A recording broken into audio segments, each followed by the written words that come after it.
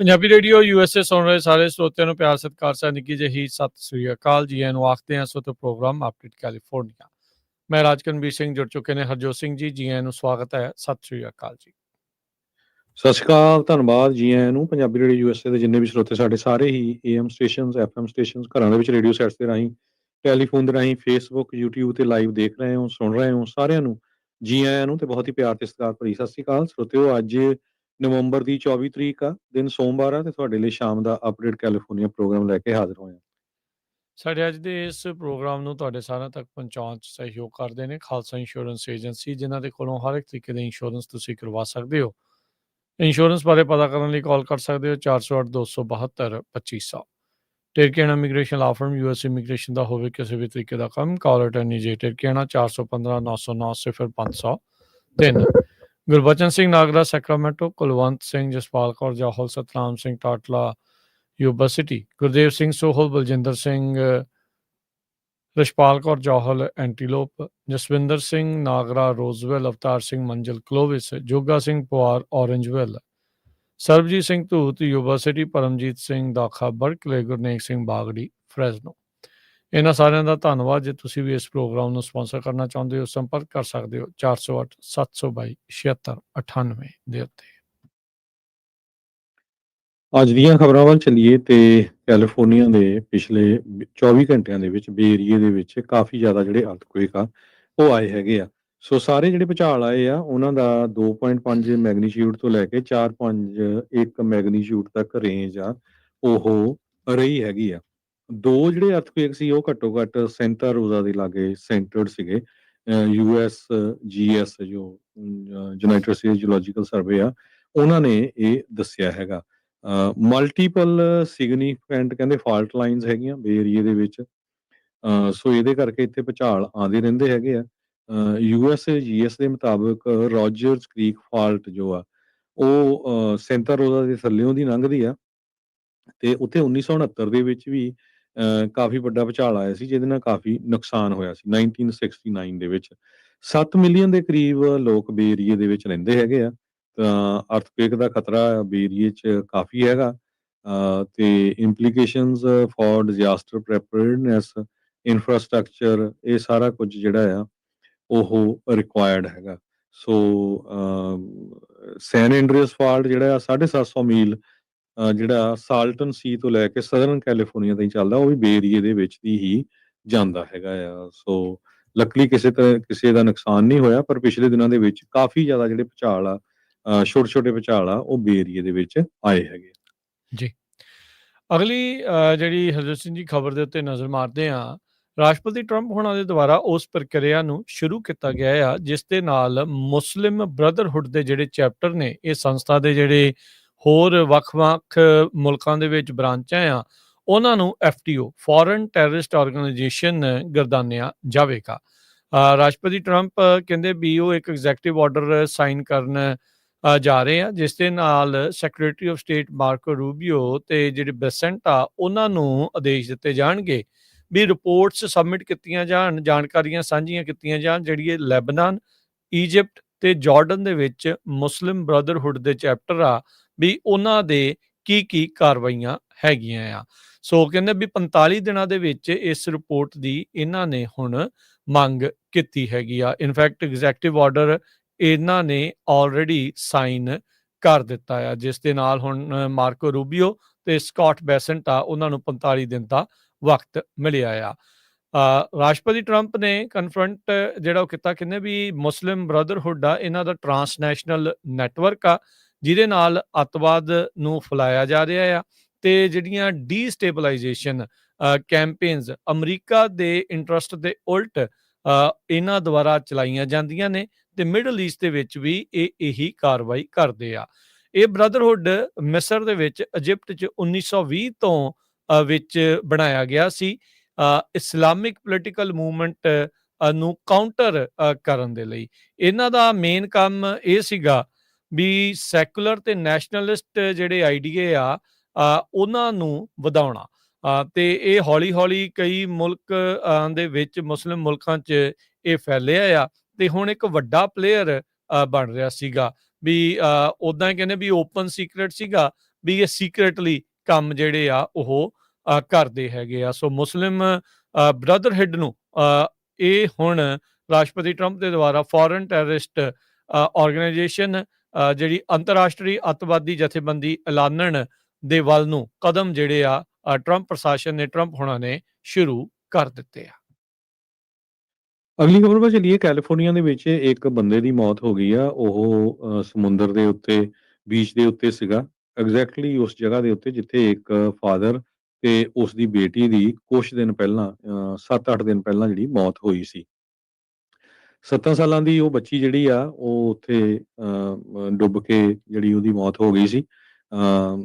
ਤੇ exactly same ਏਰੀਏ ਦੇ ਵਿੱਚ ਸੋਵਰੇਨਸ ਪੁਆਇੰਟ ਜੋ ਗੈਰਾਪਟਾ ਸਟੇਟ ਪਾਰਕ ਹੈਗਾ, ਉੱਥੇ ਅੱਜ ਇੱਕ ਬੰਦਾ ਜਿਹੜਾ ਆ ਉਹ ਪਾਣੀ ਦੇ ਵਿੱਚ ਹੜ ਗਿਆ ਤੇ ਉਸ ਦੀ ਮੌਤ ਹੋ ਗਈ। ਮੋਨਰੇ ਕਾਉਂਟੀ ਸ਼ੈਰਿਫ ਆਫਿਸ ਦੇ ਵੱਲੋਂ ਇਹ ਦੱਸਿਆ ਗਿਆ। ਕਹਿੰਦੇ ਵੀ ਬਾਈਸਟੈਂਡਰ ਲੋਕ ਕਾਫੀ ਸੀਗੇ, ਰੌਲਾ ਰੱਪਾ ਪਾਉਂਦੇ ਰਹੇ ਪਰ ਉਹ ਬਚਾ ਨਹੀਂ ਸਕੇ। 2 ਬੀਬੀਆਂ ਜਿਹੜੀਆਂ ਹੈਗੀਆਂ ਆ ਉਹ ਤੈਰ ਕੇ ਵਾਪਸ ਆਉਣ ਦੇ ਵਿੱਚ ਜਿਹੜੀਆਂ ਆ ਕਾਮਯਾਬ ਹੋ ਗਈਆਂ ਸ਼ੋਰ ਦੇ ਉੱਤੇ ਆਉਣ ਦੇ ਲਈ। ਉਹਨਾਂ ਨੂੰ ਬਾਅਦ ਦੇ ਵਿੱਚ ਹਸਪਤਾਲ ਪਹੁੰਚਾਇਆ ਗਿਆ ਤੇ ਉਹਨਾਂ ਨੂੰ ਛੱਡ ਦਿੱਤਾ ਗਿਆ। ਕੋਸਟਲ ਗਾਰਡ ਹੈਲੀਕਾਪਟਰ ਨੇ ਜਿਹੜਾ ਇਹ ਸਪੌਟ ਕੀਤਾ ਵੀ 4:30 ਵਜੇ ਦੇ ਕਰੀਬ ਇੱਕ ਬੋਡੀ ਜਿਹੜੀ ਆ ਉਹ ਸਮੁੰਦਰ ਦੇ ਉੱਤੇ ਤਰ ਰਹੀ ਆ ਤੇ ਉੱਥੋਂ ਫਿਰ ਉਸ ਨੂੰ ਜਿਹੜਾ ਰਿਕਵਰ ਕੀਤਾ ਗਿਆ ਹੈਗਾ।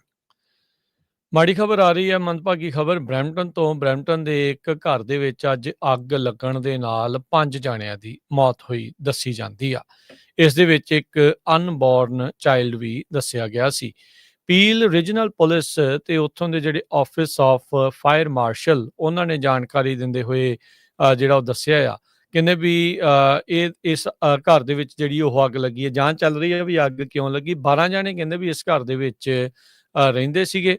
4 ਜਾਣੇ ਜਿਹੜੇ ਮੌਕੇ ਦੇ ਉੱਤੇ ਉਹਨਾਂ ਦੀ ਮੌਤ ਹੋਈ, ਜਿਨ੍ਹਾਂ 'ਚ 3 ਔਰਤਾਂ ਤੇ ਇੱਕ ਟੌਡਲਰ, ਛੋਟੀ ਉਮਰ ਦਾ ਜਿਹੜਾ ਇੱਕ ਬੱਚਾ ਸੀਗਾ। ਬਾਕੀ ਜਾਣਿਆਂ ਨੂੰ ਜਿਹੜਾ ਹਸਪਤਾਲ ਦੇ ਵਿੱਚ ਲਿਜਾਇਆ ਗਿਆ ਆ। ਉਹਨਾਂ ਵਿੱਚ ਇੱਕ ਗਰਭਵਤੀ ਔਰਤ ਵੀ ਸੀ ਜਿਸ ਨੂੰ ਐਮਰਜੈਂਸੀ ਸਰਜਰੀ ਕੀਤੀ ਗਈ, ਪਰ ਜਿਹੜਾ ਬੱਚਾ ਆ ਉਸ ਦੀ ਮੌਤ ਹੋ ਚੁੱਕੀ ਸੀਗੀ। ਸੋ ਜਿਹੜੇ ਕਾਂਸਟੇਬਲ ਆ ਉੱਥੋਂ ਦੇ, ਉਹਨਾਂ ਨੇ ਦੱਸਿਆ ਵੀ 4 ਜਾਣਿਆਂ ਨੂੰ ਹਸਪਤਾਲ ਦੇ ਵਿੱਚ ਲਿਜਾ ਕੇ ਜਿਹਦੇ ਇਲਾਜ ਕਰਕੇ ਸਟੇਬਲਾਈਜ਼ ਕੀਤਾ ਗਿਆ ਆ। ਇਨਵੈਸਟੀਗੇਟਰਸ ਜਿਹੜੇ ਆ ਕਹਿੰਦੇ ਵੀ ਉਹਨਾਂ ਨੇ ਅਜੇ ਕੋਈ ਵੀ ਜਿਹੜੀ ਮੁੱਢਲੀ ਜਾਂਚ ਦੇ ਬਾਰੇ ਕੋਈ ਜਾਣਕਾਰੀ ਨਹੀਂ ਦਿੱਤੀ ਵੀ ਅੱਗ ਕਿਉਂ ਲੱਗੀ ਹੈਗੀ ਆ। ਤੇ ਨਾ ਹੀ ਕਹਿੰਦੇ ਵੀ ਸਾਨੂੰ ਕੋਈ ਇੱਦਾਂ ਦਾ ਨਿਸ਼ਾਨੀ ਮਿਲੀ ਆ ਵੀ ਇਸ ਦੇ ਵਿੱਚ ਕੋਈ ਕ੍ਰਿਮੀਨਲ ਐਕਟੀਵਿਟੀ ਜੁੜੀ ਹੋਵੇ। ਮੇਅਰ ਪੈਟਰਿਕ ਬਰਾਊਨ ਪਿਛਲੇ ਹਫ਼ਤੇ ਹੀ ਜਿਹੜੇ ਉਹ ਕਹਿ ਰਹੇ ਸੀਗੇ ਵੀ ਐਬਸੈਂਟੀ ਲੈਂਡਲੌਰਡ ਜਿਹੜੇ ਘਰ ਹੈਗੇ ਉੱਥੇ ਬਹੁਤ ਜ਼ਿਆਦਾ ਨੇ ਤੇ ਕੰਪਲਾਇੰਸ ਦੇ ਇਸ਼ੂ ਜਿਹੜੇ ਬੇਸਮੈਂਟ ਯੂਨਿਟਸ ਨੂੰ ਲੈ ਕੇ ਜ਼ਿਆਦਾ ਜਿਹੜੇ ਉਹ ਆ ਰਹੇ ਆ। ਕੌਣ ਆਕੂਪੈਂਟ ਸੀਗਾ, ਕਿਵੇਂ ਸੀਗਾ, ਇਸ ਦੇ ਬਾਰੇ ਹੁਣ ਹੌਲੀ-ਹੌਲੀ ਚੀਜ਼ਾਂ ਜਿਹੜੀਆਂ ਆ ਉਹ ਬਾਹਰ ਜਿਹੜੀਆਂ ਉਹ ਆਉਣਗੀਆਂ। ਪਰ ਇਹ ਆ ਵੀ ਕੁੱਲ ਇਸ ਘਰ ਦੇ ਵਿੱਚ 12 ਜਾਣੇ ਮੰਨਿਆ ਜਾ ਰਿਹਾ ਸੀ ਵੀ ਰਹਿ ਰਹੇ ਸੀ, ਜਿਨ੍ਹਾਂ 'ਚੋਂ ਹੁਣ 5 ਜਾਣਿਆਂ ਦੀ ਮੌਤ ਕਨਫਰਮ ਹੋ ਚੁੱਕੀ ਆ। ਅਗਲੀ ਖਬਰ ਵੱਲ ਚੱਲੀਏ। ਕਹਿੰਦੇ ਵੀ ਪ੍ਰੈਜ਼ੀਡੈਂਟ ਟਰੰਪ ਹੁਣੀ ਇਹ ਕਹਿੰਦੇ ਆ ਵੀ ਜਿਹੜੇ $20 ਮਿਨੀਮਮ ਵੇਜ ਕੈਲੀਫੋਰਨੀਆ ਦੇ ਵਿੱਚ ਰੱਖੇ ਗਏ ਸੀ, ਉਸ ਨੇ ਸਮਾਲ ਬਿਜ਼ਨਸ ਨੂੰ, ਖਾਸ ਕਰਕੇ ਜਿਹੜੇ ਫਾਸਟ ਫੂਡ ਰੈਸਟੋਰੈਂਟਸ ਆ ਉਹਨਾਂ ਨੂੰ ਕਾਫੀ ਹਰਟ ਕੀਤਾ ਹੈਗਾ। ਜੋ ਫਿਗਰਸ ਆਏ ਆ ਉਹਦੇ ਮੁਤਾਬਕ ਕਹਿੰਦੇ 16,000 ਦੇ ਕਰੀਬ ਲੋਕ ਲੇ ਆਫ ਹੋਏ ਸੀ, ਪਰ 7.5 ਲੱਖ ਲੋਕ ਜੋ ਫੂਡ ਇੰਡਸਟਰੀ ਜਿਹੜੀ ਆ ਉਹਦੇ ਵਿੱਚ ਕੰਮ ਕਰਦੇ ਹੈਗੇ। ਜੀ। ਸੋ ਕੈਲੀਫੋਰਨੀਆ ਦੇ ਵਿੱਚ ਕਾਫੀ ਲੰਮੀ ਜੱਦੋਜਹਿਦ ਜਿਹੜੇ ਫਾਸਟ ਫੂਡ ਵਰਕਰਸ ਆ ਉਹਨਾਂ ਦੇ ਦੁਆਰਾ ਕੀਤੀ ਗਈ ਸੀਗੀ। ਉਹ ਕਹਿੰਦੇ ਆ ਵੀ ਸਾਡੇ ਲਈ ਮਿਨੀਮਮ ਵੇਜ ਜਿਹੜੀ ਉਹ ਵਧਣੀ ਚਾਹੀਦੀ ਆ ਤੇ ਇਵੈਂਚੁਅਲੀ ਕਾਨੂੰਨ ਪਾਸ ਕੀਤੇ ਗਏ ਸੀ ਜਿਸ ਨਾਲ ਕੈਲੀਫੋਰਨੀਆ ਦੇ ਵਿੱਚ ਮਿਨੀਮਮ ਵੇਜ ਨੂੰ ਵਧਾ ਦਿੱਤਾ ਗਿਆ ਸੀ। ਉਸ ਟਾਈਮ ਦੇ ਉੱਤੇ ਮਿਨੀਮਮ ਵੇਜ ਵਧਣ ਤੋਂ ਬਾਅਦ ਦੇ ਵਿੱਚ ਵੀ ਬਹੁਤ ਸਾਰੀਆਂ ਇਦਾਂ ਦੀਆਂ ਰਿਪੋਰਟਸ, ਇਦਾਂ ਦੀਆਂ ਨਿਊਜ਼ ਆਈਆਂ ਸੀਗੀਆਂ ਵੀ ਸਮਾਲ ਬਿਜ਼ਨੈਸਿਸ ਨੂੰ ਆਪਣੀ ਜਿਹੜੀ ਬਿਜ਼ਨਸ ਸਟ੍ਰੈਟਜੀ ਆ, ਕਿੰਨੇ ਲੋਕ ਹਾਇਰ ਕਰਨੇ ਆ, ਕਿੰਨੇ ਜਿਹੜੇ ਉਹ ਫਾਇਰ ਕਰਨੇ ਆ, ਉਸ ਦੇ ਉੱਤੇ ਜਿਹੜੀ ਚੇਂਜਿਸ ਆ ਲਿਆਉਣੇ ਪਏ ਆ। ਹੁਣ ਇਕੋਨਮੀ ਦੇ ਵਿੱਚ ਸਮਾਲ ਬਿਜ਼ਨੈਸਿਸ ਦਾ ਵੈਸੇ ਹੀ ਕੰਮ ਘਟਣ ਦੇ ਕਰਕੇ ਅੱਜ ਰਾਸ਼ਟਰਪਤੀ ਟਰੰਪ ਹੋਣਾ ਨੇ ਵੀ ਇਸ ਤਰੀਕੇ ਦਾ ਜਿਹੜਾ ਉਹ ਬਿਆਨ ਦੇ ਕੇ ਉਸ ਦੇ ਉੱਤੇ ਨਿਸ਼ਾਨਾ ਜਿਹੜਾ ਉਹ ਸਾਧਿਆ ਹੈਗਾ ਆ। ਅਗਲੀ ਖਬਰ ਵੱਲ ਚੱਲੀਏ। ਜਿਹੜੀ ਵਾਈਮੋ ਟੈਕਸੀ ਆ, ਰੋਬੋ ਟੈਕਸੀ, ਉਹ 5 ਹੋਰ ਸ਼ਹਿਰਾਂ ਦੇ ਵਿੱਚ ਜਾ ਰਹੀ ਆ। ਕਹਿੰਦੇ ਵੀ ਕਾਫੀ ਵੱਡਾ ਇਫੈਕਟ ਕਰਨ ਜਾ ਰਹੀ ਆ ਕਿਉਂਕਿ ਜਿਹੜੇ ਲੋਕਾਂ ਦੇ ਕੋਲ ਸੈਕੰਡ ਕਾਰ ਹੈਗੀ ਆ ਉਹ ਟਰਬਲ 'ਚ ਹੋਊਗੇ ਕਿਉਂਕਿ ਵਾਈਮੋ ਰੋਬੋ ਟੈਕਸੀ ਜਿਹੜੀ ਆ ਫੁੱਲੀ ਡਰਾਈਵਰਲੈਸ ਆ ਤੇ ਕਹਿੰਦੇ ਵੀ ਕਿੱਦਾਂ ਤੁਸੀਂ ਕਮਿਊਟ ਕਰਦੇ ਆ, ਕੰਮ ਤੇ ਜਾਂਦੇ ਆ, ਕਿੱਦਾਂ ਤੁਸੀਂ ਨਾਈਟ ਆਊਟ ਜਾਂਦੇ ਆ, ਤੇ ਈਵਨ ਜੇ ਤੁਸੀਂ ਸੈਕੰਡ ਕਾਰ ਰੱਖਦੇ ਹੈਗੇ ਆ, ਉਸ ਨੂੰ ਕਾਫੀ ਜ਼ਿਆਦਾ ਜਿਹੜਾ ਅਸਰ ਕਰਨ ਜਾ ਰਹੀ ਹੈਗੀ ਆ। ਤੇ ਕਹਿੰਦੇ ਵੀ ਪੁਲੀ ਜਿਹੜਾ ਆ ਮਿਆਮੀ ਦੇ ਵਿੱਚ ਆਲਰੇਡੀ ਰਨ ਕਰ ਰਹੀ ਹੈਗੀ ਆ। ਹੁਣ ਡੈਲਸ, ਹੂਸਟਨ, ਸੈਨ ਐਂਟੋਨੀਓ, ਔਰਲੈਂਡੋ, ਇਹਨਾਂ ਸ਼ਹਿਰਾਂ ਦੇ ਵਿੱਚ 2026 ਤਾਈਂ ਫੁੱਲੀ ਆਪਰੇਸ਼ਨਲ ਹੋ ਜਾਊਗੀ। ਸੋ ਜਿਹੜਾ ਇਹਦਾ ਅਸਰ ਆ ਕਾਫੀ ਜ਼ਿਆਦਾ ਪਊਗਾ, ਖਾਸ ਕਰਕੇ ਜਿਹੜਾ ਊਬਰ ਟੈਕਸੀ ਆ ਜਾਂ ਲਿਫਟ ਆ, ਜਾਂ ਹੂਐਵਰ, ਕੋਈ ਵੀ ਕੀ ਪਤਾ ਜਿਹੜਾ ਆ ਊਬਰ ਈਟਸ ਜਾਂ ਹੋਰ ਜਿਹੜੇ ਫੂਡ ਆ ਉਹਨਾਂ ਦੇ ਉੱਤੇ ਵੀ ਕਿੰਨਾ ਕੁ ਜਿਹੜਾ ਇਹਦਾ ਅਸਰ ਪਊਗਾ। ਸੋ ਟੈਸਲਾ ਆਸਟਨ ਦੇ ਵਿੱਚ ਹੈਗੀ ਆ, ਕਹਿੰਦੇ no small tech demo. Waymo already ਜਿਹੜੀ ਆ Phoenix, San Francisco, Los Angeles ਤੇ ਆਸਟਨ ਦੇ ਵਿੱਚ ਫੁੱਲੀ ਆਪਰੇਸ਼ਨਲ ਹੈਗੀ ਆ। ਤੇ ਕਹਿੰਦੇ ਵੀ ਜੀ ਇਹਨੇ 2.5 ਲੱਖ ਦੇ ਕਰੀਬ ਆਲਰੇਡੀ ਜਿਹੜੇ ਪੇਡ ਟ੍ਰਿਪਸ ਆ ਹਰ ਵੀਕ ਉਹ ਕਵਰ ਵੀ ਕਰ ਲਏ ਹੈਗੇ ਆ। ਯੂਟਾ ਦੀ ਇੱਕ 35 ਸਾਲਾਂ ਦੀ ਔਰਤ ਜਿਸ ਨੂੰ ਉਸਦੇ ਬॉयਫ੍ਰੈਂਡ ਨੇ ਮਿਸਿੰਗ ਰਿਪੋਰਟ ਕੀਤਾ ਸੀ ਪਿਛਲੇ 2 ਹਫ਼ਤਿਆਂ ਤੋਂ, ਇਵੈਂਚੁਅਲੀ ਸੈਂਟਾ ਕਰੂਜ਼ ਦੇ ਜਿਹੜੇ ਬੌਨਫਾਇਰ ਬੀਚ ਦੇ ਨਜ਼ਦੀਕ ਉੱਥੋਂ ਜਿਹੜੀ ਉਹ ਸੁਰੱਖਿਅਤ ਲੱਭੀ ਆ। ਸ਼ੈਰਿਫ ਡਿਪਾਰਟਮੈਂਟ ਨੇ ਇਸ ਦੀ ਜਾਣਕਾਰੀ ਦਿੱਤੀ ਆ। ਡੈਨੀਅਲ ਸਟੇਲੀ 35 ਸਾਲਾਂ ਦੀ ਜਿਹੜੀ ਇਹ ਔਰਤ ਸੀ, ਤੇ ਉੱਥੇ ਸੈਂਟਾ ਕਰੂਜ਼ ਦੇ ਇੱਕ ਬੀਚ ਦੇ ਉੱਤੇ ਬੌਨਫਾਇਰ ਇਨਫੈਕਟ ਕਹਿੰਦੇ ਅਟੈਂਡ ਕਰਦੀ ਜਿਹੜੀ ਉਹ ਲਾਪਤਾ ਹੋ ਗਈ ਸੀਗੀ। ਸੋ ਸ਼ੈਰਿਫ ਨੇ ਜਿਹੜੀ ਆ ਆਪਣੀ ਸਟੇਟਮੈਂਟ ਰਿਲੀਜ਼ ਕਰਦੇ ਹੋਏ ਕਿਹਾ ਵੀ ਸਾਲਟ ਲੇਕ ਸਿਟੀ ਯੂਟਾ ਦੀ ਰਹਿਣ ਵਾਲੀ 35 ਸਾਲਾਂ ਦੀ ਡੈਨੀਅਲ ਉਹ ਲੋਕੇਟ ਕਰ ਲਈ ਗਈ ਆ, ਸੇਫ ਆ ਤੇ ਅਨਇੰਜਰਡ ਹੈਗੀ ਆ। ਕਹਿੰਦੇ ਵੀ ਅਸੀਂ ਕਮਿਊਨਿਟੀ ਦਾ ਤੇ ਮੀਡੀਆ ਦਾ ਧੰਨਵਾਦ ਕਰਦੇ ਹਾਂ ਜਿਨ੍ਹਾਂ ਨੇ ਇਸ ਇਨਵੈਸਟੀਗੇਸ਼ਨ ਦੇ ਵਿੱਚ ਮਦਦ ਜਿਹੜੀ ਉਹ ਕੀਤੀ। ਸ਼ੈਰਿਫ ਨੇ ਜਿਹੜੀ ਹੋਰ ਅਜੇ ਜਾਣਕਾਰੀ ਦੇਣ ਤੋਂ ਜਿਹੜਾ ਉਹ ਨਾ ਕੀਤਾ ਆ। ਸਟੇਲੀ ਕਹਿੰਦੇ ਵੀ ਅਖੀਰਲੀ ਵਾਰ ਜਿਹੜੀ ਇਸ ਬੀਚ ਦੇ ਉੱਤੇ ਬੌਨਫਾਇਰ ਉਹ ਅਟੈਂਡ ਕਰਦੀ ਦੇਖੀ ਜਿਹੜੀ ਉਹ ਗਈ ਸੀ। ਇਹ ਆਪਣੇ ਬॉयਫ੍ਰੈਂਡ ਨੂੰ ਵਿਜ਼ਿਟ ਕਰਨ ਦੇ ਲਈ ਹੀ ਸੈਂਟਾ ਕਰੂਜ਼ ਦੇ ਵਿੱਚ ਆਈ ਹੋਈ ਸੀਗੀ। ਸੋ ਇਹ ਚੀਜ਼ ਜਿਹੜੀ ਆ ਹੁਣ ਸਾਹਮਣੇ ਜਿਹੜੀ ਉਹ ਆਈ ਆ। ਤੇ ਕਹਿੰਦੇ ਵੀ ਉਹਦਾ ਜਿਹੜਾ ਬॉयਫ੍ਰੈਂਡ ਆ ਨਿਊਨੈਸ, ਉਹਨੇ ਸਟੇਸ਼ਨ ਦੇ ਵਿੱਚ ਗਿਆ ਸੀ ਤੇ ਜਿੱਥੇ ਜਾ ਕੇ ਇਹਨੇ ਜਾਣਕਾਰੀ ਜਿਹੜੀ ਆ ਉਹ ਦਰਜ ਜਿਹੜੀ ਉਹ ਕਰਾਈ ਸੀ, ਇਸ ਦੀ ਮਿਸਿੰਗ ਰਿਪੋਰਟ ਦਰਜ ਕਰਾਈ ਸੀ। ਇਹ ਦੋਨੋਂ ਹੀ ਜਾਣੇ ਇੱਕ ਕੈਂਪਰ ਵੈਨ ਰੀਓ ਡੈਲ ਮਾਰ ਸਟੇਟ ਬੀਚ ਦੇ ਨਜ਼ਦੀਕ ਉਸ ਵਿੱਚ ਰਹਿ ਰਹੇ ਸੀ। ਅਗਲੀ ਖਬਰ ਵਿੱਚ ਚੱਲੀਏ, ਜਿਹੜੀ ਪ੍ਰੈਜ਼ੀਡੈਂਟ ਟਰੰਪ ਹੁਣੀ ਇੱਕ ਨਵਾਂ ਹੈਲਥ ਕੇਅਰ ਪ੍ਰਪੋਜ਼ਲ ਲੈ ਕੇ ਆ ਰਹੇ ਆ, ਉਹਦੇ ਉੱਤੇ ਜਿਹੜੇ ਰਿਪਬਲਿਕਨ ਹੀ ਆ ਉਹ ਕਾਫੀ ਜ਼ਿਆਦਾ ਔਖੇ ਹੋਏ ਆ। ਕਹਿੰਦੇ ਸਾਨੂੰ ਖੁਦ ਨੂੰ ਪ੍ਰੈਸ ਤੋਂ ਪਤਾ ਲੱਗਾ ਵੀ ਜਿਹੜਾ ਵਾਈਟ ਹਾਊਸ ਆ ਉਹ ਇੱਕ ਨਵਾਂ ਹੈਲਥ ਕੇਅਰ ਪ੍ਰਪੋਜ਼ਲ ਲੈ ਕੇ ਆ ਰਿਹਾ ਹੈਗਾ, ਕਿਉਂਕਿ ਜਿਹੜੇ ਓਬਾਮਾ ਕੇਅਰ ਦੀਆਂ ਸਬਸਿਡੀਜ਼ ਆ ਉਹ ਇਸ ਸਾਲ ਦੇ ਐਂਡ ਵਿੱਚ ਖਤਮ ਹੋ ਜਾਣੀਆਂ। ਸੋ ਅਗਲੇ ਸਾਲ ਤੋਂ ਉਹ ਸਬਸਿਡੀ ਨੂੰ ਵਧਾਉਣਾ ਆ। ਕੀ ਅਸਰ ਹੋਊਗਾ? ਉਹਦਾ ਅਸਰ ਬਹੁਤ ਵੱਡਾ ਹੋਊਗਾ ਆਉਣ ਵਾਲੀਆਂ ਇਲੈਕਸ਼ਨ ਦੇ ਵਿੱਚ ਵੀ। ਸੋ ਉਸ ਨੂੰ ਰੋਲ ਆਊਟ ਕਰਨ ਦੇ ਲਈ ਜਾਂ ਤਾਂ ਓਬਾਮਾ ਕੇਅਰ ਨੂੰ ਐਕਸਟੈਂਡ ਕੀਤਾ ਜਾਊਗਾ ਜਾਂ ਟਰੰਪ ਹੁਣੀ ਆਪਣਾ ਹੀ ਪਲਾਨ ਕੋਈ ਲੈ ਕੇ ਆ ਰਹੇ ਹੈਗੇ ਆ।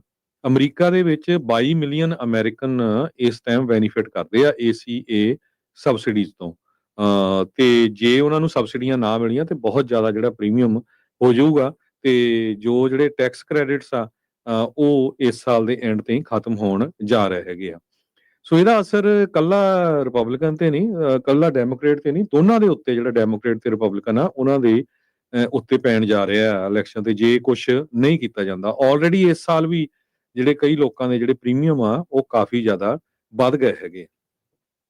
ਜੀ ਜੀ ਅਗਲੀ ਗੱਲ ਕਰੀਏ, ਕੈਲੀਫੋਰਨੀਆ ਦੇ ਗਵਰਨਰ ਦੇ ਪਿੰਡ ਦੇ ਵਿੱਚ ਛਾਲ ਮਾਰਨ ਵਾਲੇ ਰਿਪਰੈਜ਼ੈਂਟੇਟਿਵ ਐਰਿਕ ਸਵੈਲਵੈਲ, ਉਹਨਾਂ ਨੇ ਕਹਿੰਦੇ ਵੀ ਐਲਟਾਡੀਨਾ ਦੇ ਵਿੱਚ ਆਪਣਾ ਪਹਿਲਾ ਕੈਂਪੇਨ ਸਟਾਪ ਮਾਰਿਆ ਹੈਗਾ ਆ। ਫੌਕਸ ਨਿਊਜ਼ ਰਿਪੋਰਟ ਕਰ ਰਿਹਾ ਹੈ ਵੀ ਐਰਿਕ ਸਵੈਲਵੈਲ ਨੇ ਇਦਾਂ ਦੀ ਜਿਹੜੀ ਉੱਥੇ ਗੱਲ ਕੀਤੀ ਜਿਸ ਦੇ ਵਿੱਚ ਉਹ ਚਾਹੁੰਦੇ ਆ ਵੀ ਲੋਕ ਜਿਹੜੀ ਵੋਟ ਆ ਫੋਨ ਦੇ ਜ਼ਰੀਏ ਵੀ ਜਿਹੜੀ ਪਾ ਸਕਣ।